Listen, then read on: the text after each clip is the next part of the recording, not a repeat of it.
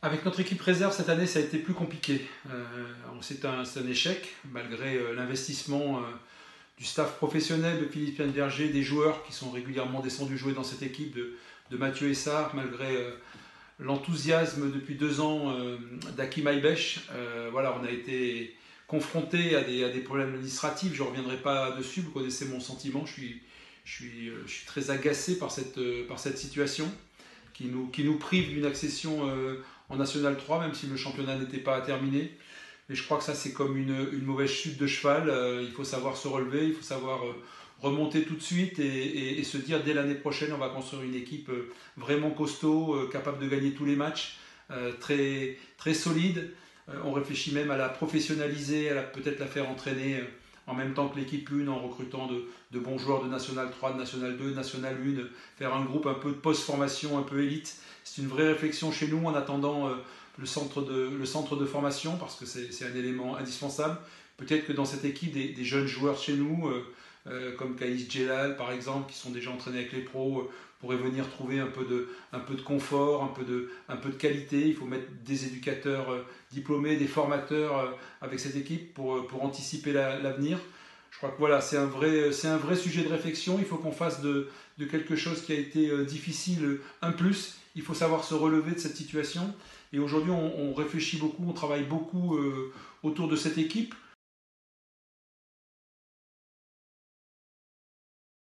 On va le faire également avec l'équipe féminine. On a vécu une grande mutation cet été avec l'arrivée d'une nouvelle entraîneuse, avec l'arrivée de nouvelles joueuses. Ça n'a pas été si simple. On a une saison globalement morose, un petit peu en dessous de notre objectif.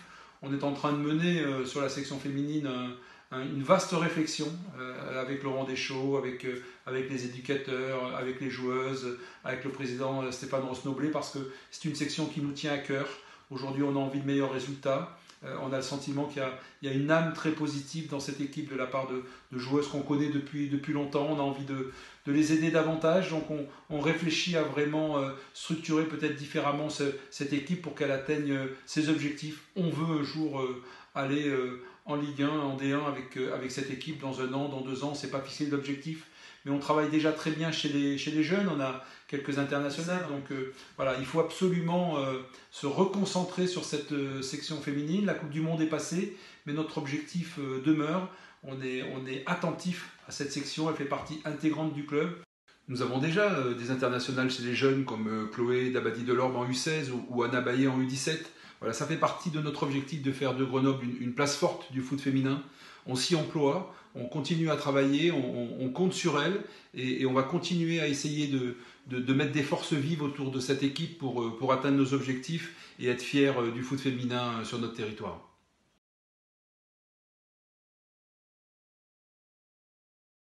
On parlait aussi du centre d'entraînement qui est aujourd'hui chez nous voilà, un peu dépassé. C'est un vieux centre, comme vous le savez. Souvent, les gens ont l'image d'un club professionnel dans des installations un peu rutilantes.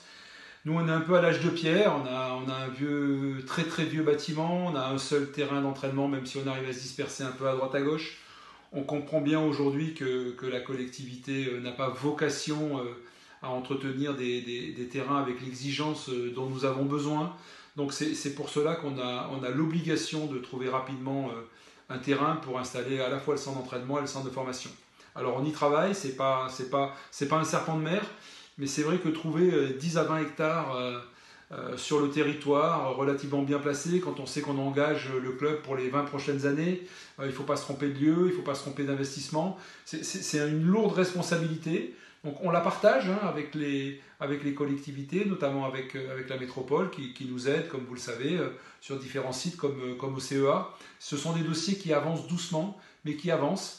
Mais comme me le disait le président encore ce matin, voilà, ça va faire partie de l'urgence de la saison qui arrive et il faudra à un moment donné choisir le meilleur ou le moins mauvais, mais ça sera toujours mieux que ce que nous avons aujourd'hui parce que les outils que nous avons aujourd'hui à la fois pour l'équipe 1 et pour les jeunes nous mettent en danger pour l'avenir puisqu'on ne peut pas héberger nos jeunes dans de bonnes conditions, on ne peut pas les emmener au plus haut niveau dans les meilleures conditions et puis sur l'équipe 1 ça devient dantesque.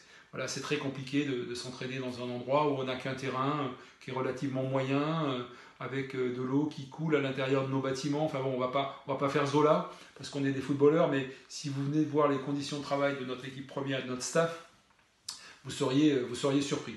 Maintenant, on n'en veut pas aux collectivités. Hein. On sait très bien que la ville de Grenoble n'a pas vocation exclusive à concevoir et entretenir des terrains de foot avec une exigence un peu extrême, puisque nous sommes aujourd'hui dans une compétition où vraiment on va chercher le détail. Donc c'est pour ça que la question se pose avec une grande urgence de trouver ce terrain pour construire notre futur outil qui nous permettra d'être pérenne dans le milieu professionnel, en Ligue 2, puis j'espère un jour en Ligue 1. En tout cas, ça sera l'objectif et on se doit, et je vous le dis, on se doit trouver une solution avant la fin de la prochaine saison, parce qu'il en va de l'avenir et de l'avenir vraiment concret du club. Aujourd'hui, on est construit sur pilotis et ça ne peut pas durer. Le risque est trop grand. Il faut vraiment maintenant qu'on achète notre propre maison pour y être confortablement installé pour de longues années.